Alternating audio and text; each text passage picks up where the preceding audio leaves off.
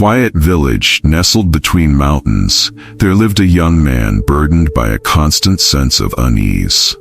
Although he led a life that many would envy, with friends, family, and a stable income, his heart was troubled. No matter how much he had, he feared losing it all. He was deeply attached to his possessions, relationships, and sense of security. The anxiety grew with each passing day, clouding his mind and making his heart feel heavy. Finally, he resolved to seek guidance from a wise monk known throughout the land for his profound understanding of the nature of suffering and happiness. The young man embarked on a journey through winding paths and rocky trails, his heart full of questions.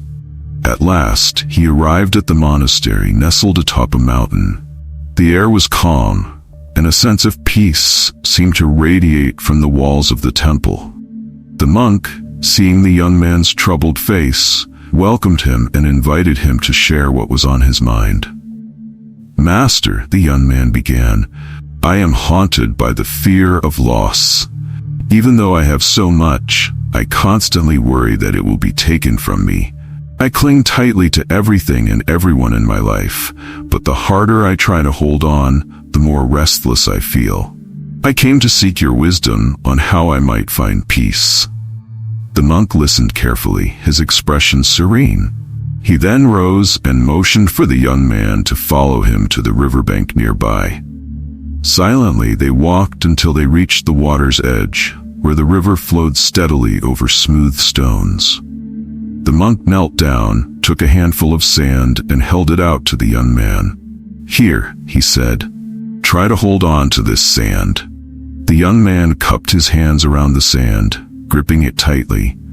Yet, as he did so, the sand began to slip through his fingers. No matter how hard he squeezed, grains of sand fell through the cracks in his hands until only a few remained. The monk watched him with a gentle smile and said, "Do you see? The more you try to hold on, the more you lose."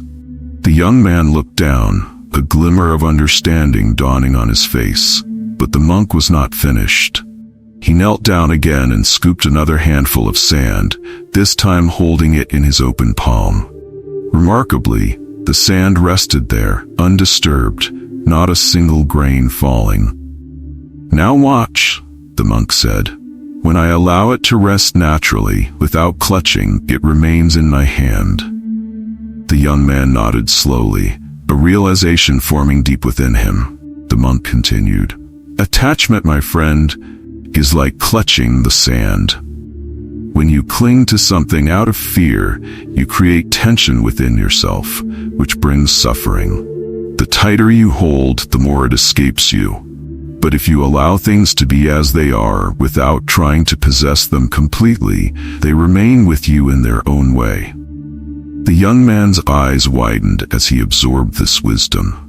He had spent his life holding on to everything he valued, thinking that security lay in possession.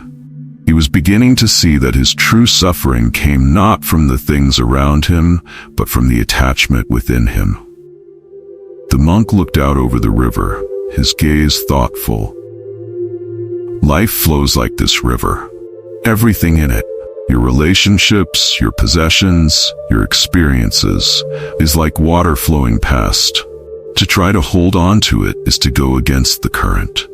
Letting go is not about abandoning or rejecting what you love, but about allowing each moment, each person to flow naturally, without the weight of fear and attachment.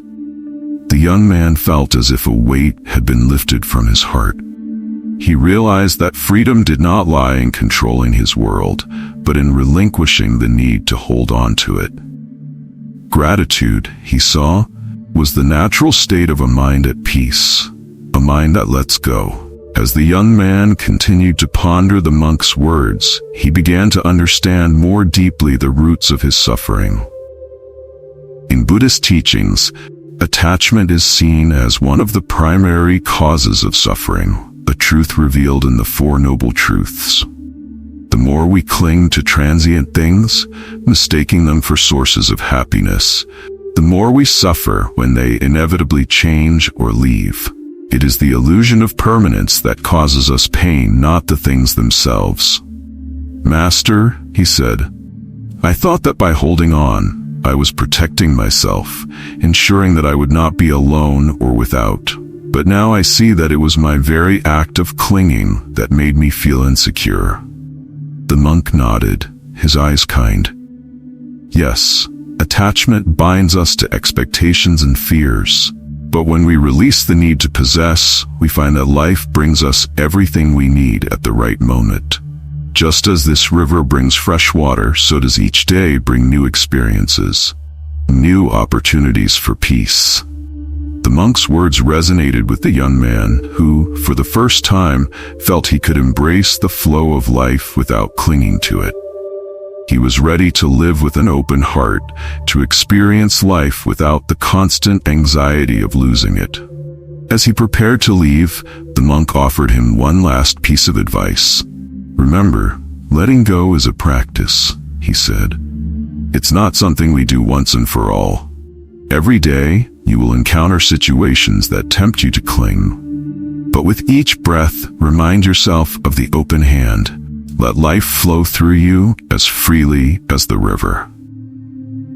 And so the young man left the temple, carrying with him a newfound sense of peace. He knew that challenges would come, but he was no longer afraid.